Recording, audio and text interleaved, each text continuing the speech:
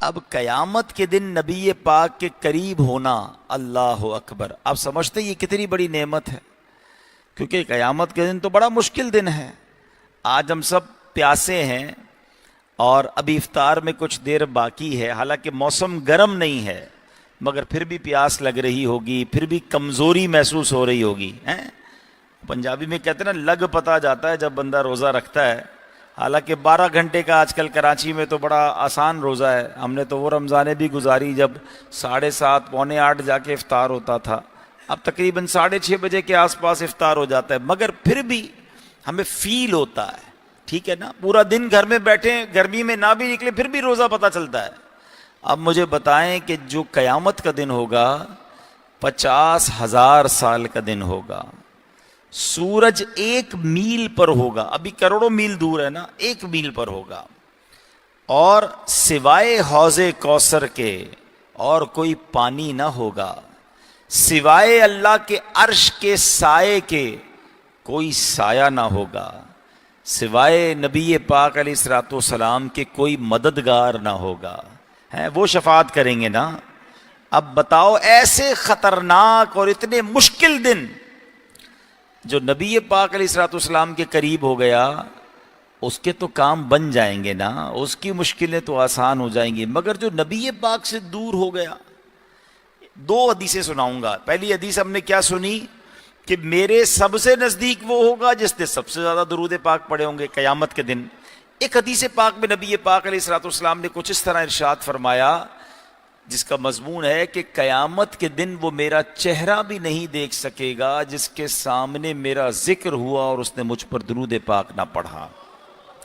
ابھی دونوں باتیں یاد رکھیے، ایک وہ ہے جو قریب ہوگا، صحبت مصطفیٰ مل جائے گی صلی اللہ علیہ وسلم، ایک وہ ہے جو دیدار بھی نہیں کر سکے گا۔ تو اب کتنا محروم ہے کہ جس کو دیدار نہیں ملے گا۔ ان دونوں چیزوں میں جو کامن چیز ہے وہ کیا ہے؟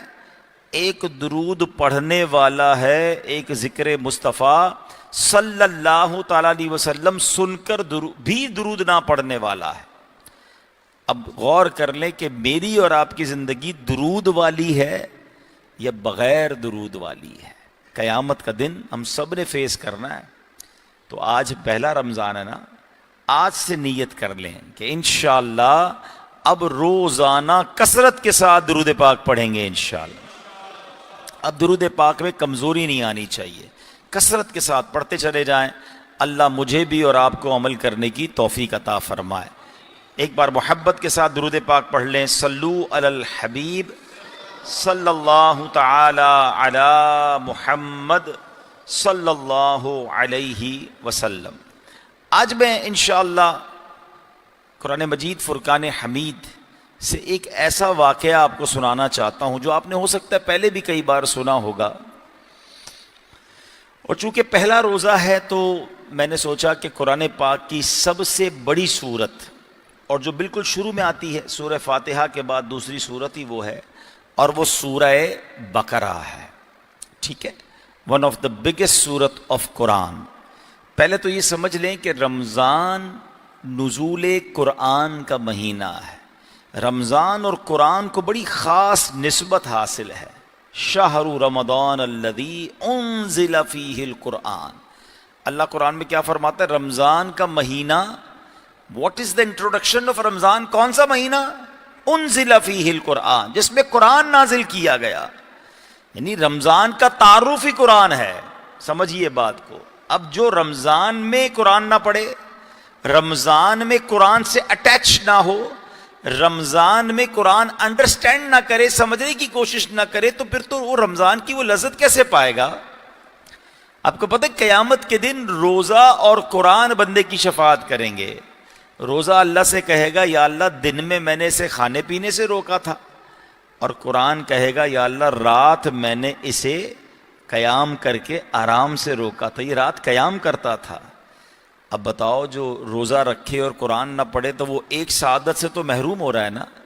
تو قرآن پڑھنا بھی ہے، انڈرسٹینڈ بھی کرنا ہے۔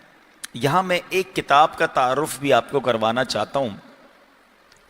پہلے تو آپ ایک بات سمجھیے کہ پورے قرآن میں اپروکسیمیٹلی کم و بیش 6,600 سے زیادہ کم و بیش آیتیں ہیں، ہمیں بہتر تو یہی ہے کہ پورا قرآن پڑھیں، انڈرسٹینڈ کریں، لیکن ان 6600 کے قریب آیتوں میں 89 کے قریب آیتیں وہ ہیں، 90 کے آس پاس آیتیں وہ ہیں جس میں اللہ کریم نے مجھ سے اور آپ سے براہ راست بات کی ہے، ڈائریکٹلی بات کی ہے. اور وہ آیتیں کون سی ہیں؟ یا ایھا الذین آمنو، اے ایمان والو، او یو بلیورز. کون ہے ایمان والا؟ میں ہوں اور آپ ہے نا، ایمان والے ہیں نا بھائی. اللہ نے مجھ سے اور آپ سے بات کی ہے. وہ 89 آیتیں پڑھ لی آپ نے. یہ سوچئے، کوئی میرا 30 سال کا بھائی بیٹھا ہے، کوئی 40، کوئی 50 سال کا، کوئی 60 سال کا، اتنی زندگی گزر گئی. ہونا تو یہ چاہیے پورا قرآن پڑھ لیتے، چلے پورا نہیں پڑھا. وہ 89 90 کے قریب آیتیں جو ڈائریکٹ اللہ نے آپ سے اور مجھ سے بات کی ہے. ہمارا گاہک میسج کرے، ہمارا باس میسج کرے، ہمارا رشتہ دار میسج کرے، ہمارے بچے پیغام بھیجیں، ہم سارے وہ ضروری پیغام سنتے ہیں. اللہ نے پیغام بھیجا ہے، ہم نے پڑھ لیا ہے، ہم نہیں پڑھتے. افسوس ہوتا ہے جب کسی سے پوچھو تو کہتا ہے نہیں یار مجھے تو پتہ ہی نہیں ہے کہ اللہ نے ایمان والوں سے الگ سے بھی کوئی بات کی ہے. جی ہاں، ڈائریکٹلی دیکھیں، یا ایھا الناس، اے لوگوں کہہ کر اللہ نے الگ فرمایا، مگر کچھ جگہوں پر ڈائریکٹلی اے ایمان والوں کہہ کر فرمایا، ہمیں فرمایا. اب ہونا یہ چاہیے تھا کہ ہم پورے قرآن سے وہ ساری آیتیں ڈھونڈ کر خود پڑھتے، تھوڑا مشکل ہو جانا تھا. دعوت اسلامی والوں نے ہمارا کام آسان کر دیا. یہ میرے ہاتھ میں کتاب ہے، کتاب کا نام ہے اے ایمان والو. میں آپ سب کو مشورہ دوں گا رمضان میں یہ کتاب ضرور لے لیں. اور جو لوگ تحفے بانٹتے ہیں نا، رشتہ داروں کو کوئی مٹھائیاں بھیج رہا ہے، کوئی سوئیاں بھیج رہا ہے، کوئی پتہ نہیں کیا بھیج رہا ہے، ٹھیک ہے، کھانے پینے کا اپنا انداز ہے، مگر میرا مشورہ ہے کہ یہ کتاب تحفے میں بھیجیں. اس میں وہ تمام 89 90 کے قریب آیتیں موجود ہیں جس میں اللہ نے قرآن میں ہم سے کیا بات کی. صرف آیت نہیں ہے، اس کا ترجمہ بھی ہے، اس کی تفسیر بھی ہے. تو میری گزارش یہ ہے یہ کتاب خرید لیں، ورنہ دعوت اسلامی .net پہ ہو سکتا ہے یہ ڈاؤن لوڈ کے لیے اویلیبل ہو، ڈاؤن لوڈ کر لیں. مکتبۃ المدینہ تو فون کر کے بھی منگوایا جا سکتا ہے. خود پڑھیں. اب روز کی اگر آج سے کوئی شروع کر دے نا کہ آج سے میں 3 آیتیں پڑھوں گا، ترجمہ بھی پڑھوں گا، تفسیر بھی پڑھوں گا، 15 منٹ لگیں گے، مگر کیا ہوگا؟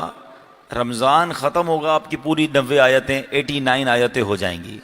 آپ اسی رمضان کے بعد یہ کہہ سکیں گے کہ میں نے وہ آیتیں پڑھ لی ہیں جو اللہ نے مجھ سے بات کی ہے. تسلی ہوگی نا یار.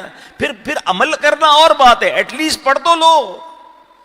وہ بھی ٹائم نہیں ہے ہمارے پاس. تو امید کرتا ہوں کہ اللہ کرے لائیو بھی مجھے سننے والے سن رہے ہیں.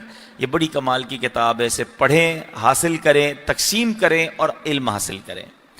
اب میں آج آپ کو قرآن پاک کی سورہ بقرہ کا جو مین واقعہ ہے وہ سنانا چاہتا ہوں. بقرہ کہتے ہیں گائے کو، ٹھیک ہے. عربی میں بقرہ یہ وہ والا بقرہ نہیں ہے جو ہم اردو میں بقرہ کہتے ہیں. یہ قاف کے ساتھ با قاف را ہا، بقرہ، اس کے معنی ہے گائے. اب اتنی بڑی قرآن کی سورت اور اس کا نام گائے کے نام پہ کیوں رکھا گیا؟ یہ بڑی کمال کا واقعہ، اللہ کی قدرت کا شاندار اس میں نظارہ ہے. اور یہ کون سی گائے تھی؟ یہ دنیا کی سب سے مہنگی گائے تھی. The most expensive cow in this world, یہ وہ والی گائے تھی. ماجرا کیا ہوا کہ بنی اسرائیل میں ایک بڑا نیک اور صالح بزرگ تھے. ان کا ایک بچہ تھا جو نابالغ تھا. اب اس بزرگ کے پاس، اس نیک بندے کے پاس مال میں فقط ایک چھوٹی سی بچھیا تھی. ابھی بڑی گائے نہیں بنی تھی، ایک بچھیا تھی. ان بزرگ نے کیا کیا کہ دیکھا بچہ چھوٹا ہے، سنبھال نہیں سکے گا. ایک جنگل میں گئے اور اللہ کی بارگاہ میں دعا کی کہ اے اللہ یہ گائے میں تیرے سپرد کرتا ہوں، جب بیٹا بڑا ہو جائے تو اے امانتوں کو سنبھالنے والے میرے بیٹے کو یہ گائے واپس لوٹا دینا. اللہ کے بھروسے وہ گائے اس نے جنگل میں چھوڑ دی کہ میں تیری امانت میں دیتا ہوں. کچھ دنوں کے بعد ان کا انتقال ہو گیا. بچہ ابھی چھوٹی عمر تھی. اب تھوڑے عرصے کے بعد وہ بچہ بڑا ہو گیا، جوان ہو گیا. تو اس کی ماں نے کہا کہ بیٹا تمہارے والد نے تمہارے لیے ایک امانت چھوڑی اللہ کی بارگاہ میں، جاؤ اور جا کر جنگل کے پاس جا کر دعا کرنا تو انشاءاللہ وہ تمہیں جو ہے وہ مل جائے گی گائے واپس. بچہ تھا بڑا نیک. اس کی روٹین کیا تھی کہ وہ ماں کی بڑی خدمت کرتا تھا. وہ سارا دن لکڑیاں کاٹتا تھا جنگل سے, اور اس نے اپنی کمائی کے 3 حصے کیے ہوئے تھے. وہ کیا کرتا تھا کہ 1/3 ایک تہائی اللہ کی راہ میں صدقہ کرتا تھا, 1/3 اپنی ماں کو دے دیتا تھا, یعنی تیسرا حصہ, اور 1 حصہ اپنی ذات پہ خرچ کرتا تھا. اور رات کے بھی 3 حصے کیے تھے. 1 حصہ عبادت کرتا تھا, 1 حصہ آرام کرتا تھا, اور 1 حصہ ماں کی خدمت کرتا تھا. دن تو سارا دن لکڑیاں کاٹتا تھا, نیکوکار بھی تھا, صدقہ بھی کرتا تھا. اب جب اس نیک بچے کو ماں نے کہا نا کہ بیٹا جاؤ جنگل میں اور جا کر اللہ سے دعا کرو تو تمہاری وہ تمہیں گائے مل جائے گی, تو دعا کیا کرنی تھی؟ اے ابراہیم اور اسماعیل اور حضرت اسحاق علیہم السلام کے خدا, تو میرے باپ کی سونپی ہوئی امانت مجھے واپس دے دے. اور اس بچیا کی نشانی یہ ہے کہ وہ پیلے رنگ کی ہے, ماں کہتی ہے, اور اس کی خال اس طرح چمک رہی ہوگی گویا سورج کی کرنیں اس سے نکل رہی ہیں. سن کر لڑکا جنگل میں گیا, جا کر دعا مانگی. ایسا ہی ہوا, ایک گائے دوڑتی ہوئی اس کے پاس آ گئی, بڑا خوش گھر لے آیا. ماں نے کہا بیٹا اب ایسا کرو, بازار میں جاؤ اور بازار میں اس کو 3 دینار میں فروخت کرنا, لیکن کسی گاہک کو میرے مشورے کے بغیر مت دینا. وہ بچہ بازار میں گیا, ایک گاہک آیا, اس نے کہا کتنے کی دینی ہے؟ تو کہا 3 دینار کی. کہا نہیں, میں تمہیں 3 دینار سے زیادہ دوں گا مگر تم کسی سے مشورہ مت کرو, گائے مجھے دے دو. وہ کہتا نہیں, ماں سے وعدہ کیا ہے, ماں کے مشورے کے بغیر تو تمہیں گائے نہیں دے سکتا. تو اس نے کیا کیا, واپس آیا, ماں کو کہا میں ایک بندہ آیا تھا, پیسے زیادہ دے رہا تھا مگر کہتا تھا مشورہ نہ کرو. تو ماں نے کہا بیٹا مجھے وہ فرشتہ معلوم ہوتا ہے, تم دوبارہ جاؤ اسی سے پوچھو بیچوں کہ نہ بیچوں. یہ بچہ پھر گیا اور جا کر اس نے اس سے مشورہ کیا کہ آپ ہی بتا دیں میں یہ گائے سیل کروں, بیچوں یا نہ بیچوں. تو اس نے کہا بیچنا نہیں, واپس جاؤ اپنے پاس رکھو, کچھ لوگ تمہارے پاس آئیں گے اس گائے کو لینے کے لیے, تم نے اس گائے کی قیمت یہ طلب کرنی ہے کہ اس کے چمڑے میں, یعنی جتنا اس کا وزن ہے نا, اس چمڑے میں جتنا گوشت ہے وہ نکال لیں, اس پورے چمڑے میں سونا بھر کر دو گے تو گائے دوں گا. ہے نا عجیب بات, اتنا گولڈ کون دیتا ہے بھائی گائے کے بدلے, جتنا گائے کا وزن گویا اتنا ہی سونا. مگر فرشتے کا مشورہ تھا, گھر آیا, ماں کو بتایا, کہا ٹھیک ہے. اب اللہ کی شان دیکھیں کہ اس کا انتظام اللہ نے کیسا کیا.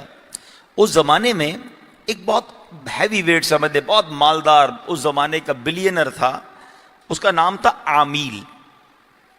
اس بزنس مین کو اسی کے چچا کے بیٹوں نے, کزنز نے قتل کر دیا, اور رات سناٹے میں جا کر لاش پھینک دی. صبح ہوئی تو اب قاتل کی تلاش شروع ہوئی کہ کس نے مار دیا اتنے بڑے آدمی کو. ہیں اب کوئی قتل کا سراغ ہی نہ ملے.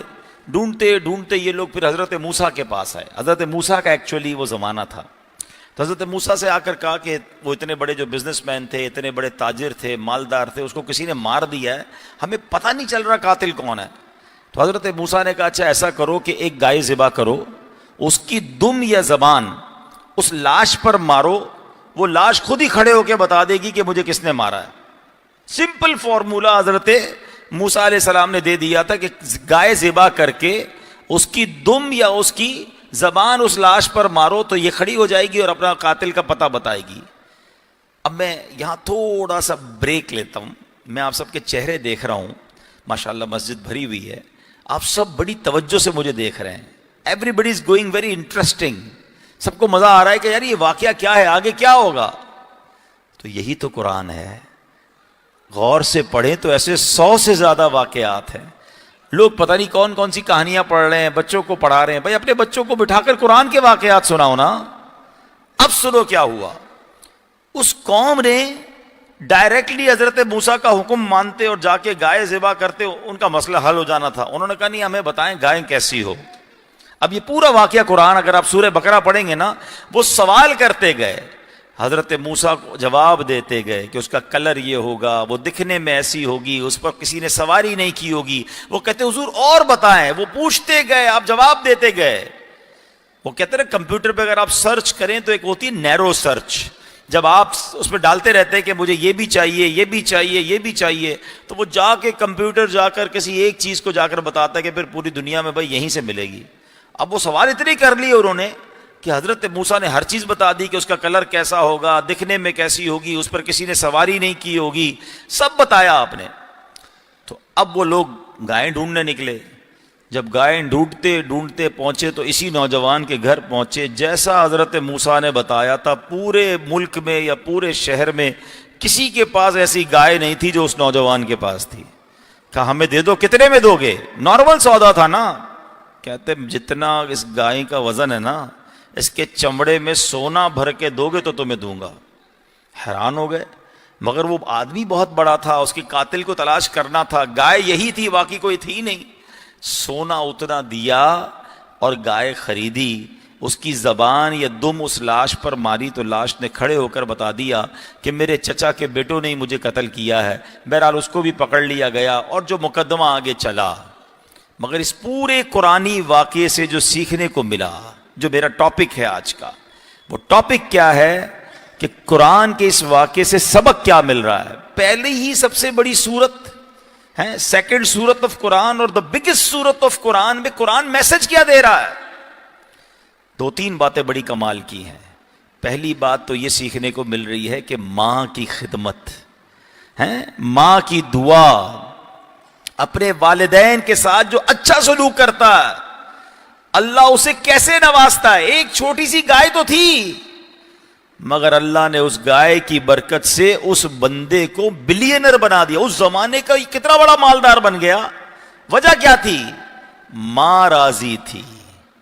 تو پتہ یہ چلا کہ ماں باپ کی دعائیں ساتھ ہوں تو غریب کو بھی اللہ بہت زیادہ مال و دولت اور دنیا کی عزت عطا فرما دیتا، اور ماں باپ جس کے ناراض ہوں، ہم نے دیکھا ہے کہ بندہ اربوں پتی ہو، کروڑوں پتی ہو، برباد ہونے میں دیر نہیں لگتی ہے۔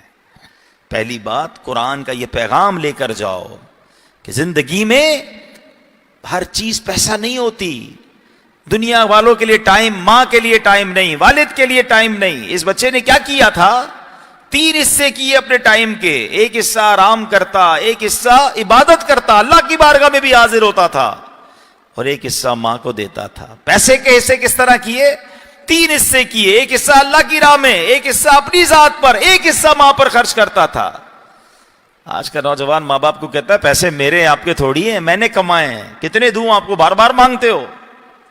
یہ نہ کرنا، میرا جو کچھ ہے وہ سب میرے ماں باپ کا ہے۔ ہاں، پھر دوسری بڑی بات اس واقعے سے جو سیکھنے کو مل رہی ہے کہ اس نیک بندے نے کتنا مال چھوڑا تھا؟ بتاؤ نا، کیا کروڑوں اربوں روپے چھوڑے تھے؟ نہیں، ایک بچیا آج کے حساب سے چند ہزار روپے کا مال چھوڑا تھا، اس زمانے میں تو چند روپوں کا یہ مال ہوگا، مگر حلال تھا نا۔ اس حلال کے چھوڑے ہوئے مال میں اللہ نے کتنی برکت ڈالی کہ اس کی اولاد کو اللہ نے کہاں پہنچا دیا۔ یہ ان تمام ماں باپ کے لیے درس ہے جو کہتے بچوں کے لیے زیادہ چھوڑ کر جانا ہے، میں نے زیادہ پیسے بنانے، اور اس میں نہ حرام کو دیکھتے ہیں نہ حلال، حرام کی تمیز ہی ختم کر دی۔ یہ نہیں سوچتے کہ یار حرام کما کر زیادہ چھوڑ بھی گیا تو یہ حرام تو میرے بچوں کے لیے بھی سزا کا باعث بنے گا، میرے لیے بھی سزا کا باعث بنے گا۔ تھوڑا ہو، حلال ہو، اللہ اس پہ برکت ڈال دیتا ہے۔ تو زیادہ کے چکر میں نہ پڑیں۔ اس بندے نے پتہ ہے اصل چیز کیا چھوڑی تھی؟ جو سمجھانا میں چاہ رہا ہوں، اس نے نیک اولاد چھوڑی تھی، اس نے شاندار تربیت کی تھی اپنی اولاد کی۔ باپ کی تربیت تھی نا کہ مرنے کے بعد اس بیٹے نے ماں کو نہیں چھوڑا، ماں کا سہارا بنا، ماں کی خدمت کی، عبادت کی۔ آج میں اور آپ کہتے ہیں مجھے بچے کا اچھا مستقبل بنانا ہے، اور اس اچھے مستقبل کے چکر میں ادھر پڑھانے کے لیے بھیج رہے ہیں کہ جہاں بچے کا دین، ایمان، اعمال سب برباد ہو رہے ہیں۔ یہ کون سا اچھا مستقبل ہے؟ پہلے تو ہم بیرون ملک کے اسکول کالجز کے واقعات سنتے تھے کہ بھائی بیرون ملک میں کوئی بچہ جاتا ہے تو معاذ اللہ اعمال بھی برباد، دین کے معاملات بھی بڑے خراب ہو جاتے ہیں۔ بڑا ڈر لگتا ہے کہ یار کیوں بھیج رہے ہو کافروں کے ملکوں میں؟ مگر اب تو جو ہمارے تعلیمی اداروں کا حال ہو گیا، آئے دن آپ خبریں سن رہے ہیں، میں کسی کا نام نہیں لیتا، پچھلے دنوں سوشل میڈیا پہ واقعہ بڑا مشہور ہوا نا کہ 2 دوستوں نے نشہ کرنے کے معاملات اور پتہ نہیں لڑکی کے معاملات تھے کیا تھے، ایک نے ایک کو جلا دیا۔ اور یہ پہلی بار نہیں ہوا ہے، ہر تھوڑے دنوں بعد آپ یہ کون ہوتے؟ اسکول کالج کے پڑھنے والے، کہاں سے یہ نشہ مل رہا ہے، کہاں سے یہ سپلائی ہو رہی ہے؟ ہم ماں باپ تو آنکھیں بند کیے ہوئے ہیں. آج تو نہ جانے بھائی میرا بیٹا فلاں کالج فلاں یونیورسٹی میں جا رہا ہے, کدھر جا کر پڑھ رہا ہے یا بگڑ رہا ہے, اس کی صحبتیں کیا ہیں. یہ بوائے فرینڈ گرل فرینڈ جو کلچر بڑھتا جا رہا ہے, اور جس طرح یہ کو ایجوکیشن میں شرم نہیں آتی ان ماں باپ کو جو اپنے بچوں کو, جوان لڑکی کو جوان لڑکے کو ایسے اسکول میں بھیج رہے ہیں لڑکا لڑکی ساتھ بے پردہ بیٹھے ہوئے ہیں. یار آپ مجھے بتائیں, دو تار ملیں گے تو اسپارک تو ہوگا نا. آپ سوچ نہیں رہے اب کیا کر رہے ہیں, اپنی اولاد کے ساتھ ان کی آخرت کے ساتھ بھی کھیل رہے ہیں. خدا کے واسطے سب سے بڑی دولت یہ ہے کہ میں دنیا سے جاؤں تو میرا بچہ نیک ہو, میرا بچہ نمازی ہو, میرا بچہ دیندار ہو. اس سے بڑا کوئی آپ نے سمجھ لے وراثت نہیں چھوڑی ہے. آپ اربوں روپے چھوڑ کے جائیں اور اولاد ہی نیک نہیں ہے, شرابی ہے, بعد اللہ برے کام کرنے والی ہے, وہ سارے آپ کے پیسوں کو عیاشی میں لٹا کے برباد کر دیں گے. اور آپ کو اللہ نہ کرے کہیں قبر میں بھی مارنا پڑے. سب سے پہلے توجہ اس بات پر دیں, بہترین مال یہ ہے کہ ہم اپنی اچھی اولاد کی تربیت کریں. تھوڑے سے پہلے بھی میرا یہاں بیان تھا, میں نے ایک جملہ کہا تھا, کچھ نہ کر سکو نا تو کم از کم اپنے بچے کو 5 وقت کا نمازی بنا دینا. ہوگا کیا کہ میرا بیٹا 5 وقت رکوع اتحیات کے عالم میں قبلہ رو باوضو ہو کر ہر روز کئی بار اللہ کی بارگاہ میں یہ دعا کرے گا, ربنا اغفر لی ولوالدی وللمؤمنین یوم یقوم الحساب. یہ اصل سرمایہ ہے نا کہ میں مر جاؤں میری اولاد روز باوضو ہو کر اللہ کی بارگاہ میں میرے لیے دعا کرے. مگر آج دنیا کے بہت سارے معاملات سکھانے ہیں, ہمیں دین نہیں سکھانا ہے. تو یہ سورہ بقرہ کا پیغام ہے کہ اچھی تربیت چھوڑی, اللہ نے تھوڑے مال کو بڑھا دیا. حلال چھوڑا, اللہ نے اس تھوڑے حلال میں بہت ساری برکت ڈال دی. بچے نے ماں کا ادب کیا, اللہ کریم نے اس ماں کی دعاؤں کی برکت سے بچے کو کہاں سے کہاں پہنچا دیا. تو اے میرے پیارے اسلامی بھائیوں, قرآن کی سب سے بڑی سورت پکار کر یہ پیغام دے رہی ہے کہ حلال کمانا ہے, بچوں کی اچھی تربیت کرنی ہے. اور بچوں کے لیے پیغام اس صورت میں یہ ہے کہ کبھی اپنے ماں باپ کو نہیں ستانا ہے, اپنی ماں باپ کی دعائیں لینی ہیں. تمہیں انشاءاللہ آخرت کے دنیا اور آخرت میں ترقی سے کوئی نہیں روک سکتا. اللہ کریم سے میں دعا کرتا ہوں کہ مولا کریم ہمیں اپنے ماں باپ کی خدمت کرنے کی توفیق عطا فرمائے. اللہ کریم ہمیں روزانہ کچھ نہ کچھ قرآن پڑھنے کی توفیق عطا فرمائے. تو آج نیت کریں انشاءاللہ کہ آج پہلا روزہ ہے, آج سے انشاءاللہ آخری رمضان تک روزانہ پابندی سے قرآن پڑھیں گے بھی اور سمجھیں گے بھی انشاءاللہ. اللہ پاک عمل کرنے کی توفیق عطا فرمائے. اب انشاءاللہ افطار کا وقت قریب ہے, تو افطار سے پہلے انشاءاللہ ہم دعا کریں گے. صلو علی الحبیب. یا الہی ہر جگہ تیری عطا کا ساتھ ہو, جب پڑے مشکل شہ مشکل کشا کا ساتھ ہو. یا الہی نامۂ اعمال جب کھلنے لگے, عیب پوشے خلق ستارے خطا کا ساتھ ہو. الحمدللہ رب العالمین والصلاة والسلام على خاتم النبیین یا ارحم الراحمین یا ارحم الراحمین یا ارحم الراحمین. یا ربنا یا ربنا یا ربنا یا ربنا یا ربنا یا اللہ یا رحمان یا رحیم.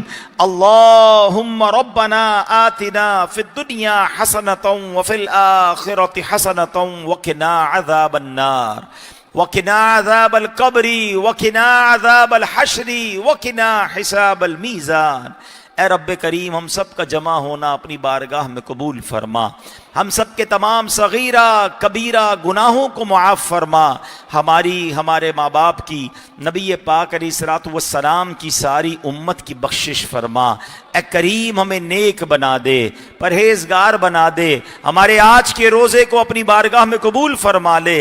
اے اللہ پورا رمضان ایسی صحت دے، ایسی ہمت دے، سارے روزے رکھنے میں کامیاب ہو جائیں، ساری تراویحاں بلکہ ساری نمازیں ہمیں با جماعت ادا کرنے کی توفیق عطا فرما۔ اے اللہ افطار کا وقت ہے، ہر روز افطار کے وقت 10 لاکھ گناہگار بخشے جاتے ہیں، میرے مولا جو بخشے جانے والوں میں ہم سب کا نام لکھ دے، ہمارے ماں باپ کا نام لکھ دے، ہمارے بھائی بہنوں کا نام لکھ دے، ہمارے بیوی بچوں کا نام لکھ دے۔ اے اللہ نبی پاک کی ساری امت کی بخشش فرما دے۔ اے کریم ساری دنیا کے مسلمانوں پر مہربانی فرما، رحم فرما، فلسطین کے مسلمانوں کی غیب سے مدد فرما۔ اے اللہ عالم اسلام کا بول بالا فرما، دشمنان اسلام کا منہ کالا فرما۔ اے رب کریم جن بھائیوں نے، جن لوگوں نے یہ مسجد بنائی ہے، اس کو آباد کر رہے ہیں، اے اللہ ان کو دنیا اور آخرت کی برکت عطا فرما۔ جن مرحومین کے ایصال ثواب کے لیے مسجد بنی ہے، اے اللہ ان کو جنت میں اعلیٰ محل عطا فرما۔ اللہم ربنا تقبل منا انک انت السمیع العلیم وتب علینا یا مولانا انک انت التواب الرحیم وافوض امری الی اللہ ان اللہ بصیر بالعباد لا الہ الا انت سبحانک انی کنت من الظالمین۔ آئیے مل کر آیت کریمہ کا ورد اس نیت سے کرے، افطار کا وقت ہے۔ اے اللہ حضرت یونس نے مچھلی کے پیٹ میں تجھے پکارا، اے اللہ تو نے انہیں مچھلی کے پیٹ سے نجات عطا فرمائی۔ آج ہم بھی مشکلوں میں پھنسے ہوئے ہیں، انہی الفاظ کے ذریعے تجھے پکار رہے ہیں۔ اے اللہ ہماری مشکلیں آسان کر دے، ہماری بیماریاں دور کر دے، قرض داریاں دور کر دے۔ جو جس پریشانی میں ہے مولا آج پہلے افطار کے موقع پر خوشی کا موقع ہے، ہماری وہ پریشانی دور فرما۔ مل کر پڑھیں گے لا الہ الا انت سبحانک انی کنت من الظالمین، لا الہ الا انت سبحانک انی کنت من الظالمین، لا الہ الا انت سبحانک انی کنت من الظالمین۔ ببرکۃ ان اللہ وملائکتہ یصلون علی النبی یا ایہا الذین آمنوا صلوا علیہ وسلموا تسلیما۔ صلی اللہ علی النبی الامی وآلہ صلی اللہ علیہ وسلم صلاۃ و سلاما علیک یا سیدی یا رسول اللہ۔